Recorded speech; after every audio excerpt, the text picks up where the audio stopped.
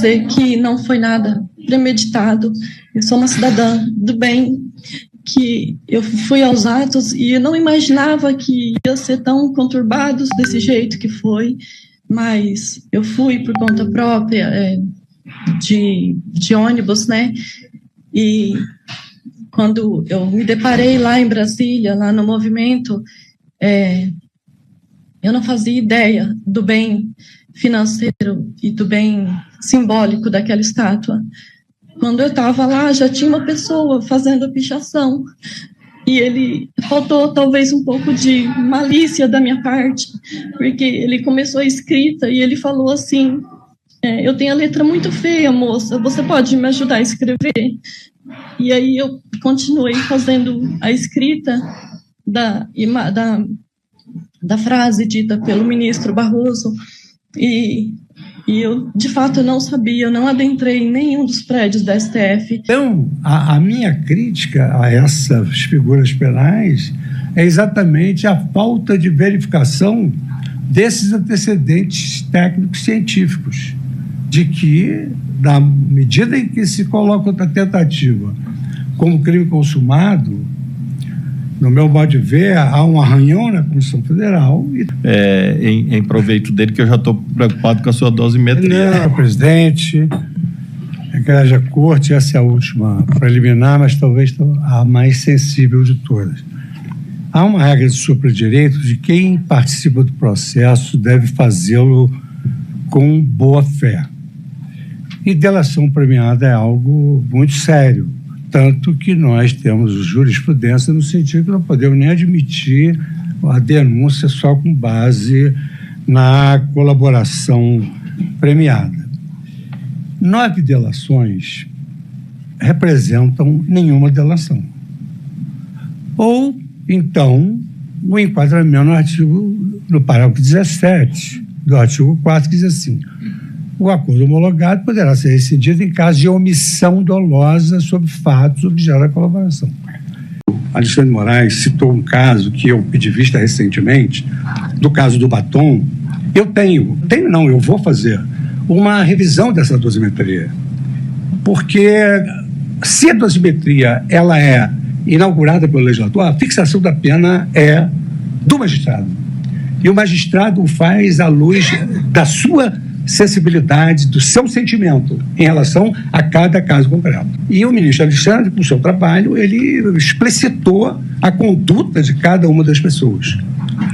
E eu confesso que, em determinadas ocasiões, eu me deparo com uma pena exacerbada.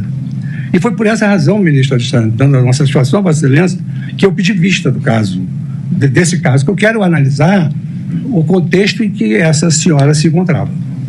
Nós julgamos sobre violenta emoção após a verificação da tragédia do 8 de janeiro. Estou entendendo, assim, eu entendi do ministro Fux, no pronunciamento dele, que ele defendia a revisão da pena, né? Ele questionou a dosimetria. O senhor está falando em analisar o regime, a forma como essas pessoas vão cumprir a pena. No meu entender, são opiniões divergentes. Mas o ministro Fux diz o seguinte: nós julgamos sob violenta emoção após a verificação da tragédia do 8 de janeiro. Eu entendo que o nós inclui o senhor. E aí eu pergunto, o Supremo julgou sob violenta emoção? Desculpe, eu não concordo com essa abordagem sobre um julgamento com violenta emoção. Eu queria que o senhor explicasse aqui, para fechar esse meu primeiro bloco de perguntas, a respeito da diferença, porque as pessoas, isso é uma coisa, a dosimetria das penas, a outra coisa é pedir anistia. Sim. Então, eu queria que o senhor falasse isso do ponto de vista do direito, que uma coisa é uma coisa, outra coisa, explicando aqui para o nosso... Não, com certeza. Nós ainda estamos em meio a julgamento. Alguns casos ainda sequer transitaram em julgado, dos casos anteriores, relativos ao 8 de janeiro. E aí, agora que os mentores estão sendo, foram descobertos, estão sendo investigados, a denúncia primeira foi recebida, surge essa ideia da anistia, falando sempre dessas pessoas, não é? Desses pessoas que estavam nos acampamentos, supostamente pessoas ingênuas e que foram utilizadas. E não faz sentido algum discutir anistia nesse ambiente. E eu acho que os próprios presidentes das duas casas têm consciência disso. Isso seria a consagração da impunidade num fato que foi e é extremamente grave. Não vamos nos esquecer que despretos estavam autorizados a matar o presidente da República, o vice-presidente da República e o ministro Alexandre de Moraes. Bom dia, senhoras e senhores. Hoje é 9 de abril de 2025. São 8 horas da manhã. Ela deixou filhos e foi quebrar Brasília, diz Gilmar Mendes, após repudiar passada de pano do ministro mais duro em ações penais contra pobres, o Luiz Fux.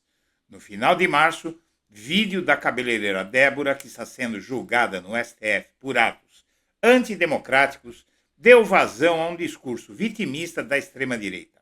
Ela se diz uma mãe que foi inocentemente a uma manifestação em Brasília. Porém, Débora Rodrigues dos Santos, conhecida por escrever a frase "perdeu Mané" na estátua do Supremo Tribunal Federal durante os atos de 8 de janeiro, tem 39 anos e é natural de Irecê, na Bahia, mas morava em Paulínia, interior de São Paulo, com a família, antes de ser presa em Brasília, para onde foi participar da invasão da sede dos três poderes, deixando família e filhos no interior de São Paulo. Corte para terça-feira, 8 de abril, programa da Globo News. Gilmar Mendes retruca a fala de Luiz Fux, o ministro mais duro do STF em questões penais, no Supremo quando se trata de pobres, mas que se tornou uma flor de laranjeira no que diz respeito aos golpistas brancos de classe média e classe média alta que foram quebrar Brasília no 8 de janeiro. Gilmar Mendes diz que não houve violenta emoção nenhuma no julgamento do 8/1 por parte dos ministros que votaram as penas que votaram e cita a gravidade dos fatos. Fala dele foi uma resposta ao posicionamento de Luiz Fux ao defender a necessidade de discutir as penas dos acusados pelos ataques golpistas e vitimizar a cabeleireira do batom. Gilmar deixa claro que a primeira turma do STF não pretende permitir que Fux tente matar no peito. Aliás, é graças a esse bloqueio de Gilmar Mendes que o Brasil hoje não é governado pelo Jair, pois se dependesse de Fux, o presidente Lula seguiria preso e inelegível e o capitão teria sido reeleito para comandar uma ditadura como as que ele gosta a partir de 1º de janeiro de 2023, sem 8 de janeiro. Antes de prosseguir, eu quero pedir a você que acompanha o blog da Cidadania que se inscreva no canal, deixe seu like, compartilhe esse vídeo e considere fazer uma doação para o blog da Cidadania. E o blog da Cidadania está lutando para sobreviver, para comprar novos equipamentos, para poder se manter. O que acontece? Eu não tenho uma grande estrutura, então eu fico repetindo alguns vídeos, pelo menos por uns 4, 5 dias, porque eu não posso fazer vídeo todo dia. Você já viu o vídeo? Pula, tem gente que não viu. Então eu peço a sua tolerância, a sua compreensão. Então é isso, minha amiga, meu amigo, eu quero mostrar algumas coisas para você. Lá em 2020, o Dória condenou, o blogueiro aqui, a indenizar o João Dória em 20 mil por publicação de fake news. A fake news é que um funcionário do Dória gastou dinheiro público numa casa de prostituição. Não foi do governo Dória, foi do governo Alckmin. Dória se aproveitou disso, tanto faz que era o governo Dória ou era o governo Alckmin. Não é? Então era o governo do Estado. Mas essa condenação de 20 mil eu recorri, e aí eu não sei como o Dória conseguiu aumentar isso para 50 mil e eu não tenho conseguido pagar. Foi em 2010. Dizia o Instituto Census e o Instituto Vox Populi, diziam que Serra e Dilma estavam empatados. O Serra com 32,7% e a Dilma com 32,4%. A margem de erro da pesquisa era de 2,2%. Isso no dia 13 de abril.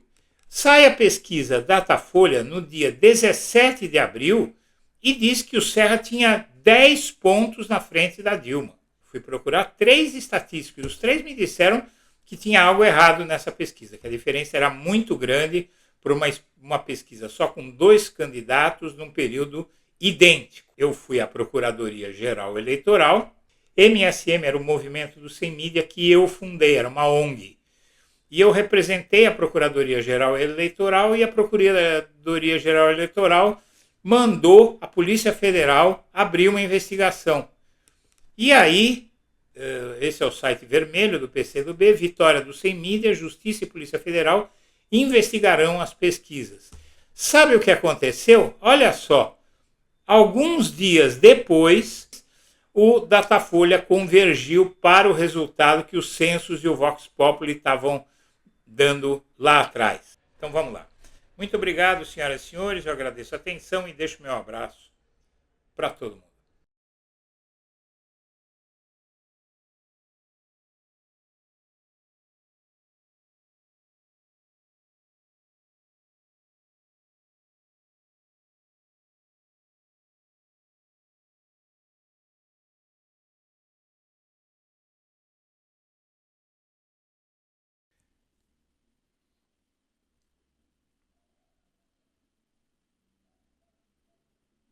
Bom, a mulher que pichou a estátua da Justiça com batom, em primeiro lugar, não foi condenada a coisa alguma. O julgamento está suspenso no STF. Um post nas redes sociais traz um vídeo no qual a ex-primeira-dama Michele Bolsonaro alega que Débora Rodrigues, presa pelos atos democráticos do 8 de janeiro de 2023 e responsável por vandalizar a estátua à Justiça com um batom, foi condenada a 14 anos de prisão e a pagar multa de 30 milhões, sendo que a cada ano ela teria que depositar 1 milhão. É falso. A agência Lupa mostra que usuários do Facebook solicitaram que esse material fosse analisado. E, na verdade, é tudo falso. Ela não foi condenada a nada, não tem multa nenhuma de 1 milhão por ano e ainda está sendo julgada.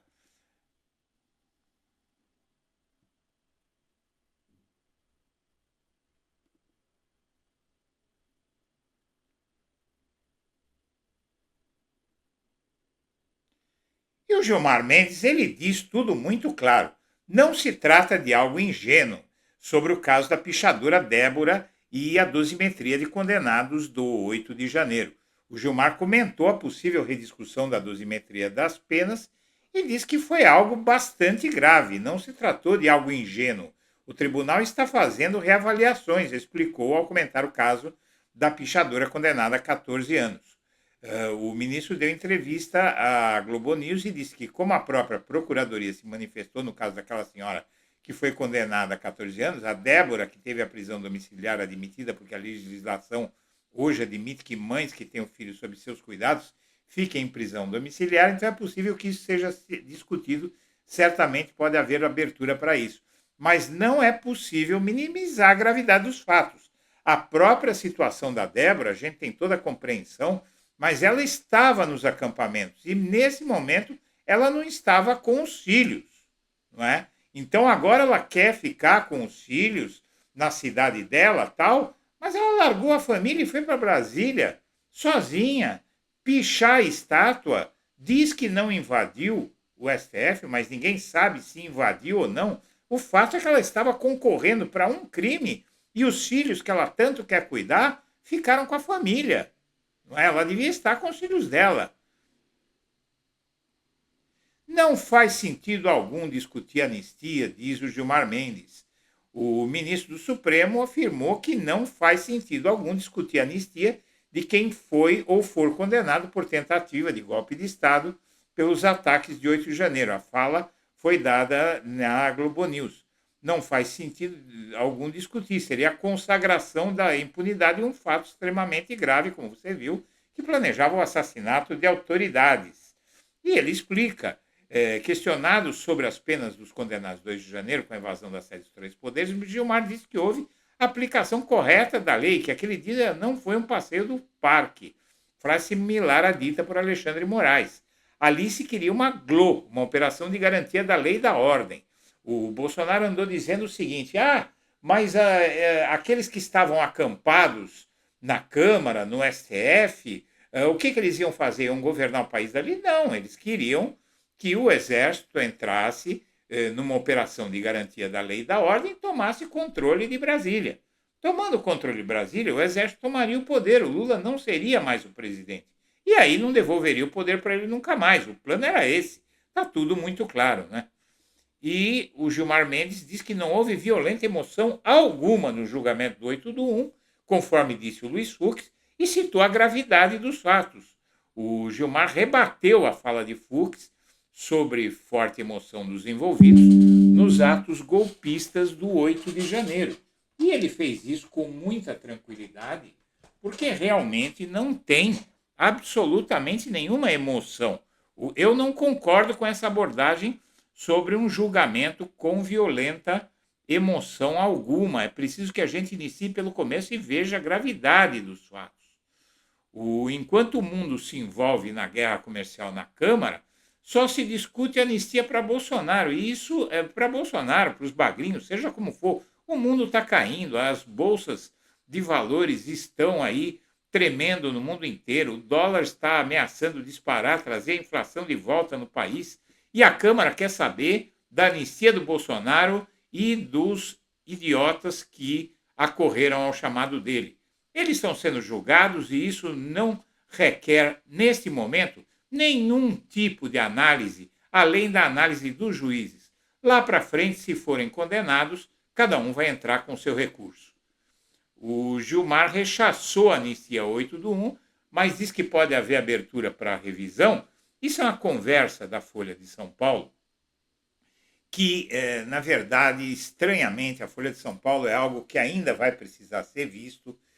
O Gilmar não rechaçou, o Gilmar disse que pode haver revisão, mas esse não é o ponto. O ponto é que ele rejeita essa história de anistia.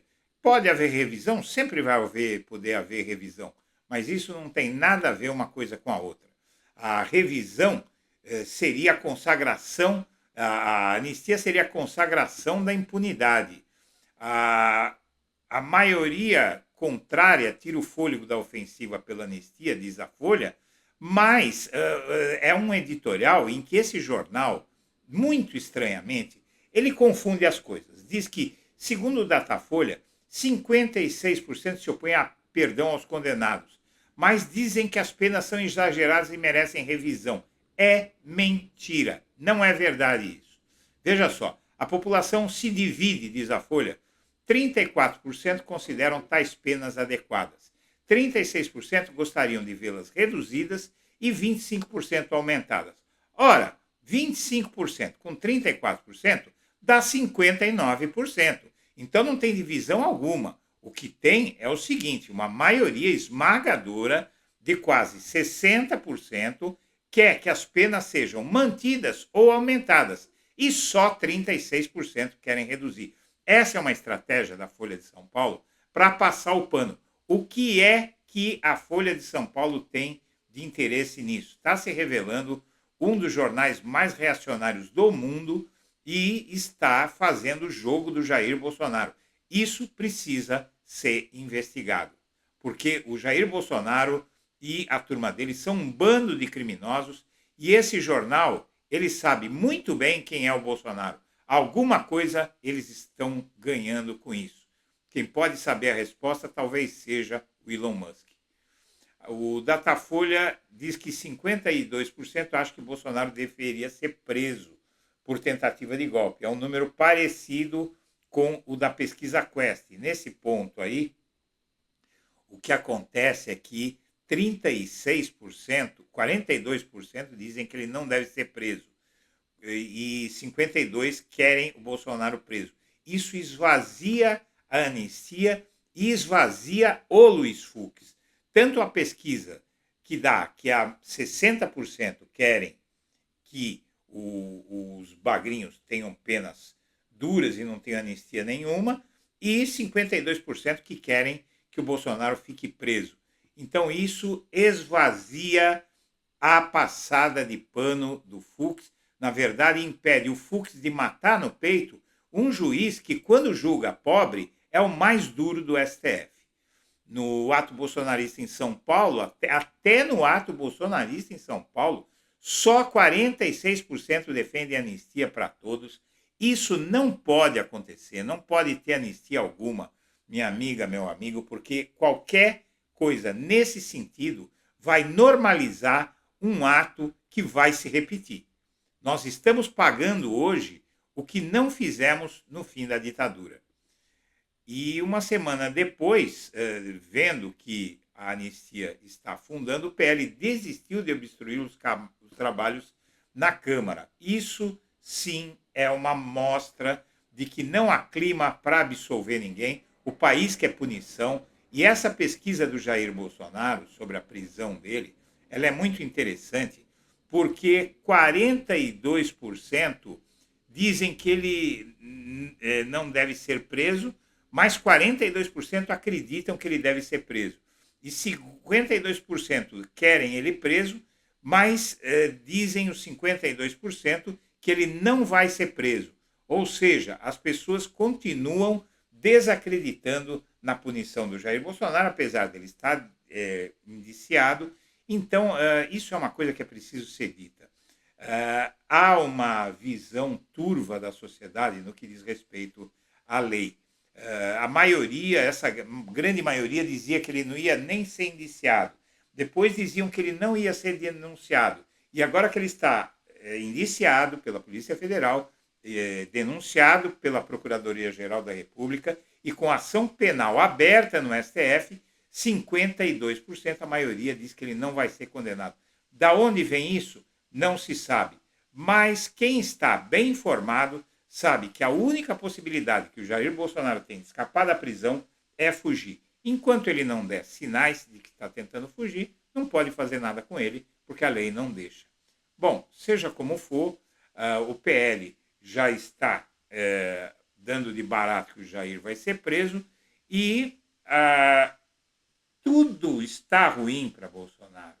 Prisão, anistia, pena, tudo está ruim. As pesquisas mostram que a opinião pública apoia a prisão dele, ou seja, ele vai ser preso, o trabalho está sendo feito e nós estamos chegando lá. E cabe a cada brasileiro consciente, ajudar e não fazer o jogo do Jair Bolsonaro, que é dizer que ele vai ficar impune. A mancha no batom dessa extrema-direita, esse uso dessa história aí, do perdeu Mané, da cabeleireira, isso é uma tentativa de romantizar algo que não merece romantismo.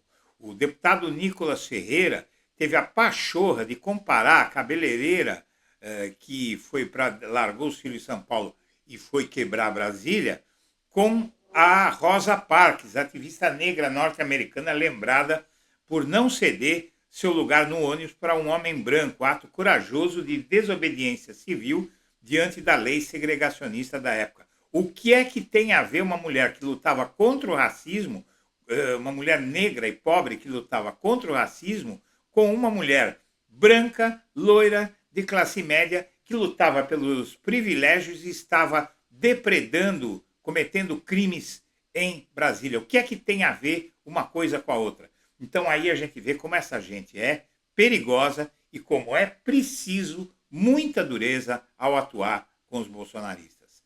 O Moraes deu uma entrevista ontem na verdade foi publicada ontem uma entrevista do Alexandre Moraes na revista New Yorker.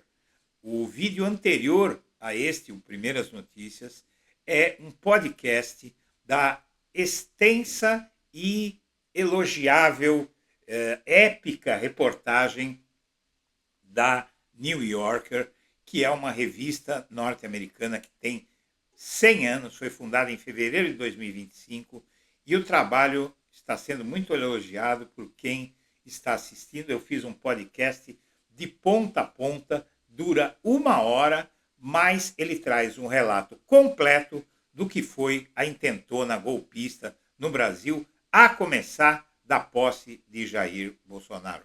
A primeira cena é o homem se explodindo na frente do STF em novembro do ano passado. Não perca, vale a pena cada minuto.